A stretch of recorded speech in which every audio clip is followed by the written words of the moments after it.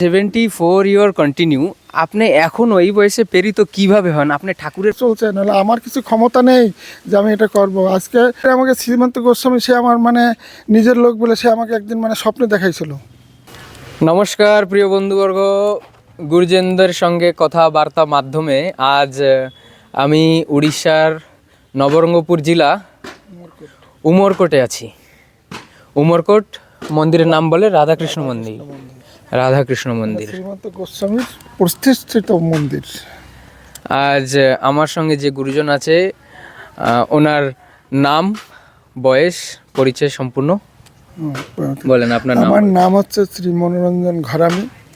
বয়স বর্তমান 74, মানে 74 বছরে পরিবর্তিত চলছে আর কি, 74 বছর। আমি 2014 সালে রিটায়ার হয়েছি। ওখান থেকে বর্তমান রাধাকৃষ্ণ মন্দির প্রাঙ্গণের যত কাজকর্ম, দেখাশোনা সব কিছু। কারণ এই মন্দিরটা আমাদের আজ দীর্ঘ 65 সাল থেকে আছে। আমাদের শ্রীমন্ত গোস্বামী উনি এসে এখানে উদ্ঘাটিত করে দণ্ডকারণ্য আমলে, তখন থেকে এই মন্দিরে প্রতিষ্ঠিত। এবং যত ভক্তগণ আসেন তারা সবাই এই মন্দিরে প্রতিষ্ঠিত, এবং তারা এই মন্দিরের প্রতি শ্রদ্ধা সহিত সবাই এখানে আসেন। প্রতি বছর রাস পূর্ণিমা হয় কার্তিক মাসে। কার্তিক মাসটা পুরাই হচ্ছে কি আমাদের এখানটার ঐতিহ্য, যাকে আর কি পুরা উড়িষ্যায় বিখ্যাত।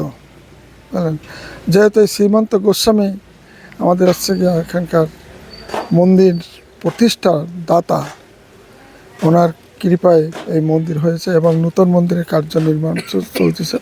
শ্রীমন্ত গোস্বামী আজ দীর্ঘ 1 বছর হতে হলো চলে গেছেন, চলে গেছেন, যার জন্য আমরা একটু দুঃখিত।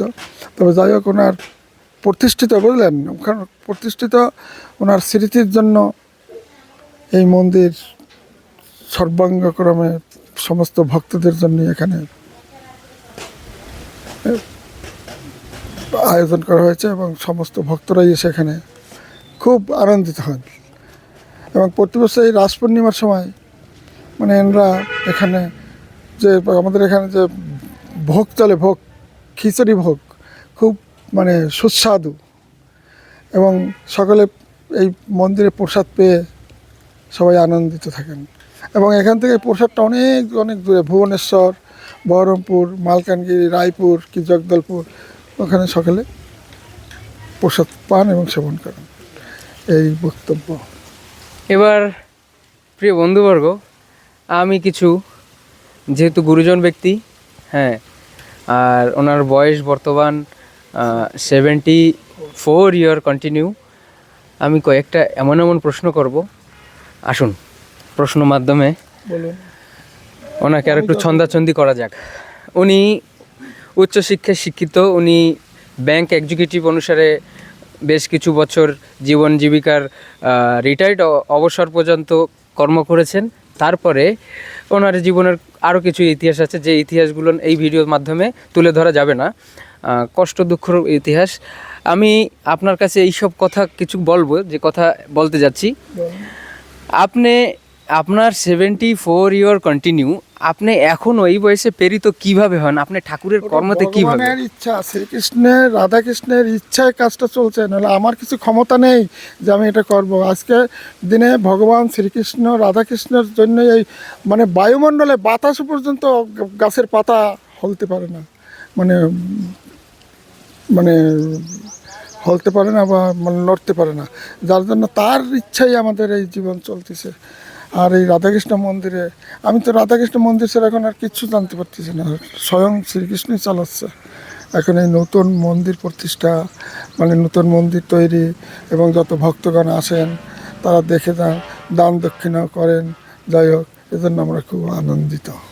উদ্যম, আমি যে জিনিসটা প্রিয় বন্ধুবর্গ, ভিডিও করার আরও 24 ঘন্টা পূর্বে থেকে যে আমি উদ্যম দেখছি, ওনার ভিডিওর পূর্বে অনেকটা কথাবার্তা হয়ে গেছে। আমি সেই বিষয়টা এখন বলতে চাই, যে আপনি এত উদ্যমী কিভাবে, যে আজকে তার ইচ্ছা, ভগবানের ইচ্ছা, সেই করাচ্ছে, সেই তো করতেছে। সে মানে এখন আমাদের একটা এখানে কমিটি আছে, সবাই মানে সকলেই মানে অ্যাক্টিভ সকলেই অ্যাক্টিভ আছে, তবে আর কি পার্সোনাল কাজ অনুসারে একটু লেট হতে পারে আসতে, যার জন্য নাহলে সঙ্গে সঙ্গে ডাকার সঙ্গে সঙ্গে চলে আসে।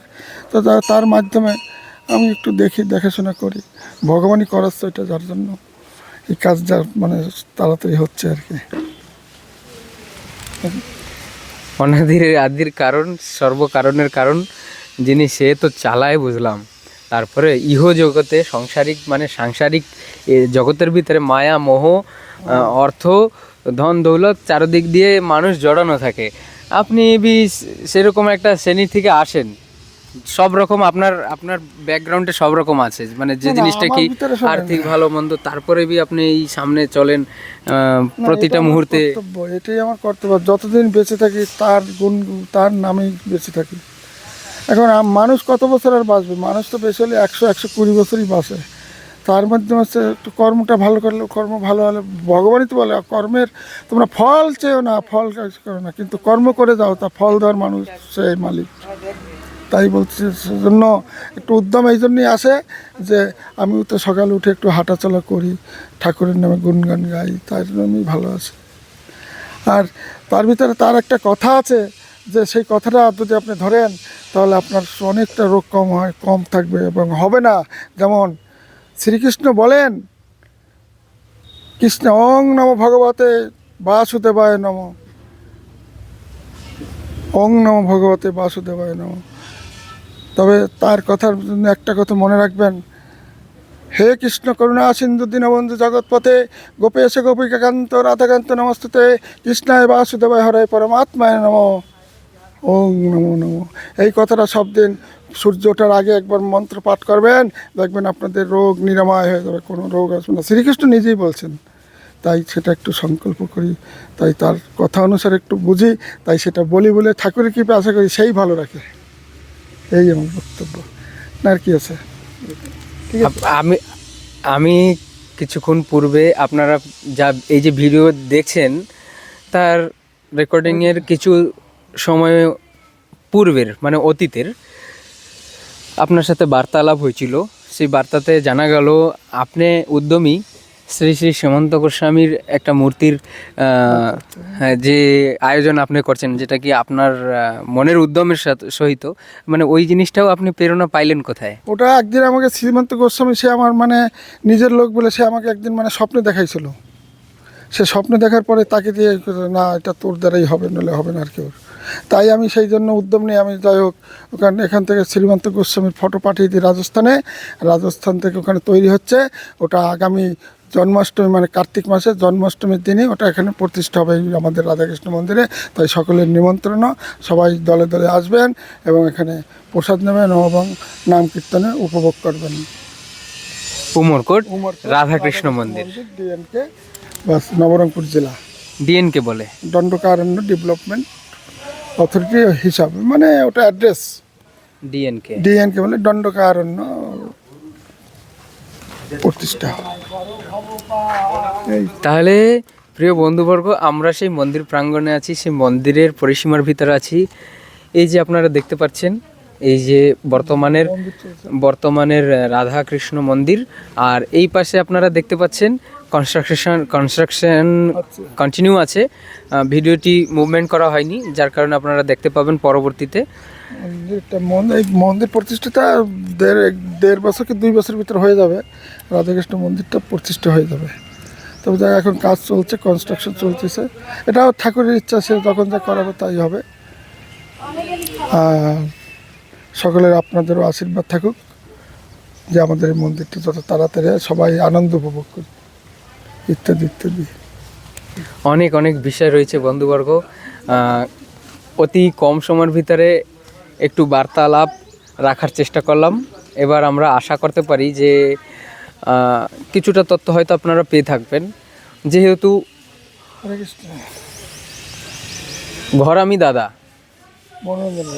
মনোরঞ্জন ঘরামি দাদা, ওনার বয়স 74 বছর চলছে। তারপরেও উনি ওনার যতটুকু শরীর স্বাস্থ্যর কন্ডিশন যতটুকু যা আছে, উনি সবসময়ের জন্য ঠাকুরের সেবা কর্মতে তৎপর থাকে।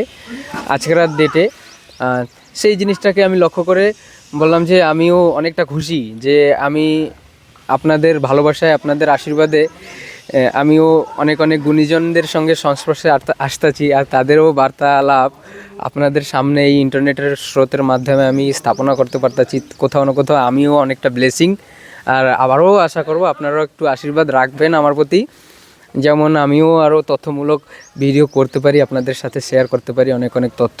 অতীতে ছিল না সুবিধা, বর্তমানে ইন্টারনেটের সুবিধা, মোবাইলের সুবিধা, ইউটিউবের সুবিধা, ফেসবুকের সুবিধা, ইনস্টাগ্রামের সুবিধা, যে মাধ্যমে আমরা অনেকটা কথা জানতে পাই। আজকে যেমন আপনার সাথে কথাবার্তা আলাপের ভিতরে অনেকটা কথা আমরা জানতে পারলাম। হ্যাঁ, আগামীতে আরও কয়েকটা বিষয় আপনাদের সামনে রাখবো। ঘরামি দাদার জীবন জীবিকার কয়েকটা কথা রাখবো, যে যে যে কথা থেকে বিশেষ করে যুববর্গদের অনেক কিছু শেখার আছে, কিন্তু শুনতে হবে। চিরদিন কার সমান যায় না, পরিবর্তনশীল দুনিয়া। তো আগামী পর্বে আর একটা ভিডিও আপনাদের জন্য নিয়ে আসছি। রইলাম, নমস্কার।